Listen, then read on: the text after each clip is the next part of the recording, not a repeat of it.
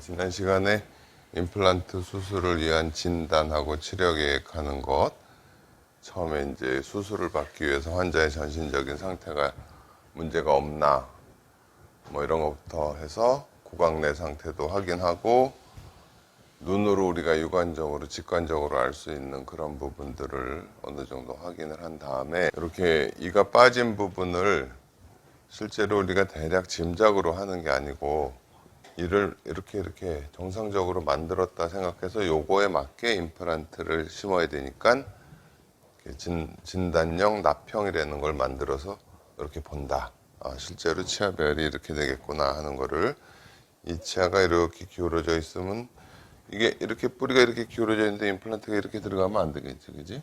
그러니까는 이런 식으로 이제 치아도 이렇게 좀 기울게 만들어야 돼요. 엑스레이를 보고 그런 식으로 최대한 우리가 이게 생각할 수 있는 그런 거를 다 생각을 해서 최종적으로 이를 어떻게 만들 건가를 이제 만들어 보는 거예요, 미리.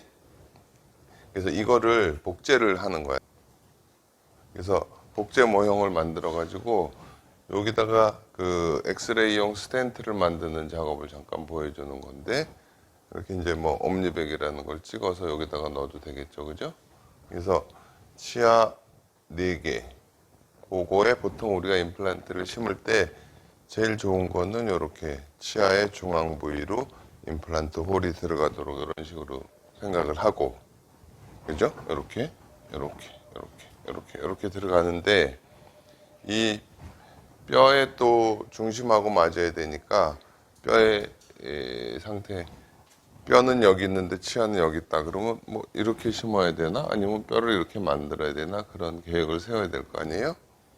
그리고 입안에다 넣어서 이렇게 고정시킬 수 있는 이런 부분을 만들어 가지고, 이거는 딱 껴서 흔들흔들하면 안 되겠죠, 엑스레이 찍는 동안에. 그런 걸, 그러니까 여기 먼저 만들고 그 다음에 여기 이렇게 날개 같은 거를 만들어, 그런 방법도 있을 수 있고요. 만약에 이제 치아가 위에는 이렇고 아래는 이렇고 도대체 이가 물릴 수가 없다 그러면은 대략적인 거니까 구치부에 이렇게 퍼티 바이트 뜨고 해서 교합기에다가 마운팅을 해서 진짜 치아 만드는 거랑 똑같은 과정을 겪는 거예요. 이렇게 가급적이면 우리가 없어진 잇몸은 그대로 이렇게 잇몸 형태로 만들고 정상적인 치아 크기로 만들어 보는 거야. 이렇게 배열이 이렇게 될 거구나. 우리가 미리 한번 생각을 하고 이거에 맞춰서 임플란트를 심던지, 만약에 뼈가 부족하면 뼈를 만들던지 해야 되겠다. 그러니까는 우리가 이렇게 진단형 납형을 만든다고 그래서 대략 만들면 안 돼요. 가급적이면 최종적인 결과하고 비슷하게 만들어 가야지 진단하는데 도움이 되는 거예요. 그렇게 해서 이렇게 스텐트를 다 만들었지. 여기서 중요한 건 아까 얘기했듯이 뼈가 여기 있으니까 나는 중앙으로 나오게 하고 싶지만 임플란트를 여기로 나오더라도 이렇게 심을 수도 있고 이렇게 심을 수도 있고 하잖아. 그냥 우리가 이제 기공실에서 작업을 할 수 있는 거는 가급적 요 뼈 중앙으로 이렇게 들어가게. 그러니까는 이렇게 앞뒤로뿐 아니라 이렇게 좌우로도 방향을 정해줘야 된다는 거지. 물론 우리가 이렇게 해서 대략 정해서 만든 것이 그대로 사용될 수 있는지 없는지 그건 알 수 없어요. 이제 엑스레이를 찍어서 확인을 해야 돼. 위에도 뭐 다 이런 식으로 다. 그리고 항상 그 웩스업을 할 때, 납형을 만들 때 여기도 봐요. 여기도 보면 항상 여러분한테 얘기하잖아. 상악치아의 어금니는 약간 이렇게 쓰러져 있다 그러지. 설사 아랫니가 평평하다 그래도 이렇게 만들어 놔야 돼. 이렇게 아래는 이렇게 쓰러져 있고 그 각도를 맞춰서 왁스업을 해야 된다는 거지. 납형을 만들어야 된다는 거예요. 그래야 이제 우리가 대략 방향도 이렇게 표시를 해가지고 요대로 심는다라고 생각을, 옆으로도 대략 이런 방향, 그냥 일자로 쭉쭉 세우는 게 아니에요. 치아의 이 전체적인 방향하고 맞춰서 어차피 임플란트 수술을 할 수밖에 없으니까 여기도 마찬가지고, 그렇게 해서 이거는 뭐 또 다른 방법이죠. 이렇게 아예 우리가 이 옴니백으로 뜰 때 여기다가 이런 식으로 그냥 날개까지 다 만들어 가지고 한꺼번에 만들 수도 있겠죠. 뭐 방법은 여러 가지.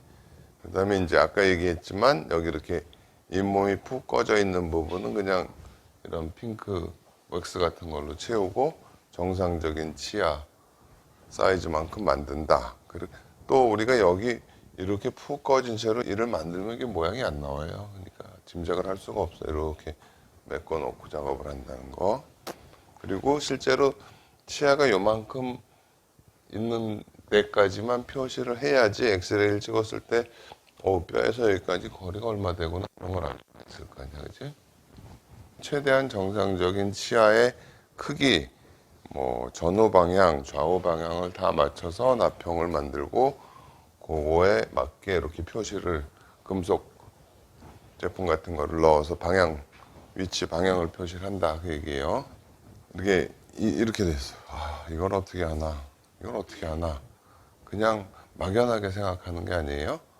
이게 작업을 해서 실제로 정상적인 치아를 만들어 보면 이분은 원 상태로 회복을 하려면 앞으로 뼈가 도대체 몇 밀리야? 한 4mm 이 정도 이렇게 나와야 되는 거예요. 높이는 뭐 근 10mm 이렇게 또 살릴 수 있어야 되는 거잖아요. 그러면 우리가 뼈를 이만큼 살려서 할 수 있는지 아니면 뭐 다른 방식으로 어떻게 해결을 해야 되는지 그런 거를 결정을 해야 되는 거죠. 그러니까 미리 치아 위치를 정확하게 잡아봐야 치료 방법도 우리가 결정을 할 수가 있는 거예요. 그죠? 정확하게. 치아가 하나도 없어. 치아가 하나도 없으면 어디다 뭘 해야 되는지 전혀 알 수가 없잖아요. 그럴 때 하는 게 이제 틀리죠. 틀리, 덴처라는 거. 위에는 전체 틀리고 아래는 부분 틀리고. 그래서 이제 틀리 만드는 과정하고 똑같이 하는 거예요. 뭐 이런 작업들을 해서 대략 윗니 아랫니 관계를 잡고 치아를 이렇게 쭉 배열해서 이렇게 만들어야 되겠구나. 그러면 이제서야 치아의 위치들이 결정이 될 거 아니야. 그리고 이 치아서부터 뼈까지는 또 얼마나 부족한가 양이. 그래서 그 치아의 위치에 맞게 가급적이면 여기도 봐봐. 여기도 보면은 가급적 뼈 중앙으로 이렇게 들어가게 위치를 잡았어요. 그런 식으로 해서 이제 이걸 입안에다 넣고 이렇게 대략 위아래 파노라마 사진. 여기 보면 이렇게 이제 신경이 지나가는 길이 있어서 여기는 일반적인 방법으로는 도저히 임플란트를 심을 수가 없겠구나. 이것도 이 정도는 알 수가 있어요. 이렇게 이 치아의 각도와 임플란트의 각도가 이렇게 비슷하게 들어가야 되는구나.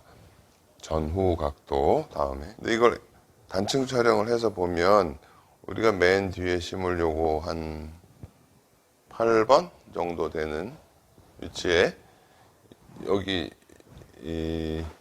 여기다 이렇게 이제 임플란트를 심는다고 우리가 표시를 해 놓은 거잖아요. 실제로 뼈의 중앙에 들어가려면 각도를 살짝 이렇게 맞춰야 되겠죠. 그죠?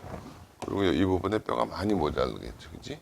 그러니까는 최대한 모형상에서 이 좌우 각도도 맞춰서 우리가 만들어 보지만 이렇게 차이가 날 때는 이제 시술을 하면서 적절히 조절을 해야 되는 거예요. 여기 12번이면 요 부분인데 요 부분에는 요만한 임플란트가 들어가려면 너무 뼈가 없어 사실은.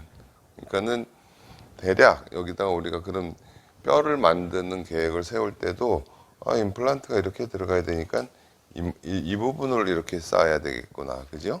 어떤 때는 뭐 이렇게 여기는 주로 뭐 안쪽을 쌓아야 되겠네. 이런 식으로 판단을 하는 거예요. 그러니까 정확하게 치아가 정상적으로 있어야 될 위치만큼만 딱 표시해서 뼈하고 치아하고 어떻게 회복을 해야 되는가라는 거를 생각을 해야 된다는 거지. 뭐 다 마찬가지예요. 몇 군데 볼게요. 아래는 이제 아래 턱뼈에는 여기 신경 지나가는 길이 있는데 여기다 임플란트를 심으려면 이 신경이 건드려지니까 안 되겠죠. 특수한 방법으로 우리가 이 신경을 피해서 이렇게 심는 경우도 있기는 해요. 그래도 어쨌든 이렇게 단면을 봐서 이 신경의 위치라든지 이런 거를 정확하게 확인을 해야 된다는 거. 그러니까는 대략 그래요. 그래서 우리가 이제 윗니 아랫니를 대략 볼 때 알아둬야 되는 거는 여기 이렇게 상악동이라는 게 있다고 그랬잖아. 여기 이 광대뼈 밑에 뼈가 비어 있는 이쪽은 뼈가 많이 비었고 여기는 조금 뼈가 차 있고 뭐 그래요. 부위에 따라도 다르고 사람에 따라도 다르고 그래. 그다음에 여기 좀 흐릿하지만 이렇게 하치조신경이라고 아래 어금니 쪽에는 신경 지나가는 길이 있어서 상악동, 하치조신경 이게 이제 우리가 뼈를 다룰 때, 턱뼈를 다룰 때 제일 알아둬야 되는 이제 중요한 구조물이라고 생각을 하면 돼요. 그래서 뭐 예를 들어서 또 여기도 마찬가지야. 다 이렇게 임플란트를 심으면 어떻게 되겠어? 이 뼈를 뚫고 나오겠죠, 그죠? 이 형태까지는 근데 기공실에서는 알 수는 없어요. 그러니까 이렇게 만들어 놨지만 실제 심을 때는 이런 식으로 심을 거지. 단층 촬영을 해봐서 우리가 이렇게 만들어 놨기 때문에 아, 이 각도는 안 되겠구나, 이렇게 심어야 되겠구나, 그렇게 판단을 하는 거죠. 그러니까 스텐트를 팔 때 수술하면서 이렇게 조절할 수 있는 여유가 있게 파줘야 돼요. 아니면 아예 정확하게 맞는 스텐트를 다 확인된 걸 만들어서 그대로 할 수도 있어요. 이제 좀 알아둘 건 여기 지금 치아가 있는 부분의 단면이 치아가 있을 때는 이 치조골이라는 뼈가 이렇게 올라와서 뼈가 폭이 이렇게 넓어져 있는데 이가 빠지면 무조건 여기가 이렇게 좁아져요. 그죠? 그래서 뼈가 이 정도 있을 때 임플란트를 심었다 하더라도 시간이 지나면서 뼈가 이렇게 좁아가지고 뭐 잇몸에 꺼멓게 비친다든지 그런 게 있기 때문에 항상 뼈가 이렇게 꺼진다는 거를 또 예상을 해서 어느 정도 뼈를 보강해 놓는다든지 그런 게 필요해요. 다음에 앞니 부분인데 다음 예를 들면 이렇게 생길 수도 있어요. 원래 이분은 이렇게 뼈가 남아 있던 거야. 근데 여기다가 뼈를 이렇게 만들어 가지고 퉁퉁하게 만들. 이걸 또 확인하고 여기다가 아, 우리가 여기는 그냥 엑스레이로 보면 이만큼 뼈가 높이가 있는 것 같지만 단면을 보니까 이렇게 너무 좁아서 그냥은 임플란트를 식립할 수가 없구나. 여기다 그래서 뼈를 만든 상태를 지금 다시 한번 확인한 거예요. 뭐 다 마찬가지예요. 여기도 이가 있을 때는 뼈가 있다가 이렇게 이가 빠지면 무조건 다 이렇게 꺼져 들어가.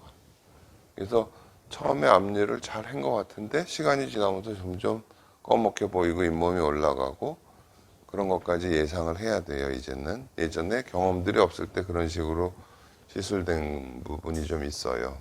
또 하나 여기 보세요. 우리가 예전에 처음에 임플란트를 할 때는 이를 뺐으니까 뭐 그 방향으로 심으면 돼 이런 식으로도 생각을 했어요. 근데 실제로 이 치아의 장축은 이런데 뼈는 이렇게 생겼어, 그지? 그럼 여기 이렇게 임플란트를 만들어야 되는데 뼈는 이렇게 돼 있어. 임플란트를 최대한 절충을 한다 그래도 참 어려워. 여기다가 이렇게 뼈를 만들어야 되겠구나. 만약에 이게 빠지고 한다면. 그러니까는 이 치아의 각도와 뼈의 각도가 항상 일치하는 건 또 아니에요. 치아가 나가면 뼈가 여기다가도 치아를 잡아주기 위해서 이렇게 만들어지는 경우도 있고. 이 부분은 어때요? 이 부분은 치아의 장축하고 뼈의 장축하고 거의 비슷하죠. 그죠? 그러니까 그거를 단층 촬영을 해서 꼭 확인을 해야 된다는 거예요. 뭐 다 이제 비슷한 내용이에요. 이 부분 이제 뭐 상악동이라는데 우리가 보면 뼈 높이가 뭐 대략 이 정도 있고 여긴 비어 있고 그다음에 여기 이제 하치저 신경이라 이 하치저 신경도 이분은 굉장히 좀 밑에 있는 편이에요. 어떤 분은 좀 올라와 있고 어떤 환자는 이렇게 많이 밑에 내려가 있고 그러니까는 상악동, 하치저 신경 이런 것이 가장 중요한 회복적 구조물이다. 여기 이제 이 부분을 보면 여기에는 뼈가 거의 없어요. 이렇게 종이 뻥 뚫어질 만큼 없어. 일반 엑스레이로 이걸 파악을 할 수가 없어요. 반드시 단층 촬영을 해야 돼. 예전에 우리가 초기에 임플란트 할 때 단층 촬영을 해야 되냐 말아야 되냐 그런 얘기가 있을 때 아주 보수적으로 미국 학회에서도 추천하기를 아주 꼭 필요한 경우에만 제한적으로 찍는다 이런 식으로 표현을 했는데 나는 좀 생각이 달라요.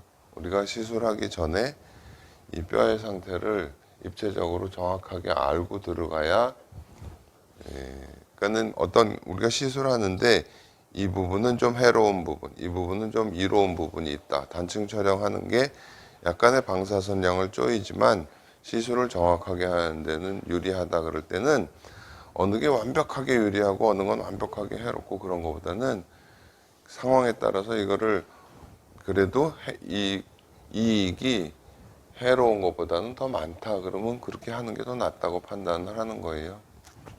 여기도 봐요. 여기 보면요. 이게 우리가 일반 엑스레이로 보면 이 정도 높이 뼈가 있어 보여요, 사실은. 그죠? 여기 와, 이 정도면 뭐 잘하면 짧은 거 좀 심으면 되지 않을까? 근데 단면을 보면 실제로 요만큼밖에 없는 거예요. 뼈가 이렇게 두꺼워도 단면에 저렇게 나오고. 요만큼 뭐 임플란트 들어가면 주변에 잡아줄 수 있는 건 요거밖에 안 된다는 거예요. 그러니까는, 근데 이제 요즘에 우리가 치과에서 쓰는 치과용 콘빔 CT라는 거는 우리가 이제 일반 병원에서 신체 검사할 때 찍는 CT랑은 그 방사선 조사량이 많이 달라요. 그러니까 뭐 크게 걱정하지 않아도 돼요. 이제 입체적으로 이렇게 또 볼 수도 있죠. 이런 뼈를 입체적인 형태로 보면 이제 조금 더 직관적으로 판단하는 데 도움이 될 수도 있고. 그래서 이건 여기까지 해서 진단과 치료 계획이라는 걸 끝날 텐데 치료 계획에 대한 거는 이제 실제로 하면서 더 얘기를 해야 되니까 기본적으로 진단과 치료 계획 두 번째는 치아가 있어야 될 위치. 예를 들어서 이렇게 전후 방향으로 뭐 뿌리가 이렇게 됐으면 임플란트도 이렇게 심어야 되겠구나 이런 생각을 해야 된다는 거고 그 다음에 단면을 형태를 봐도 뼈가 이렇게 있던 뭐 이렇게 있던 뭐 이렇게 있던 일반 엑스레이에는 다 비슷하게 여기서부터 여기까지 뼈가 있는 걸로 보여요. 그러니까 이 뼈의 단면을 꼭 확인을 하고 어떤 식으로 임플란트를 심어야 되겠구나 하는 거를 파악을 해야 된다는 거죠. 그래서 다음에 있는 이제 실제로 시술하는데 필요한 내용들을 또 얘기를 할 거예요.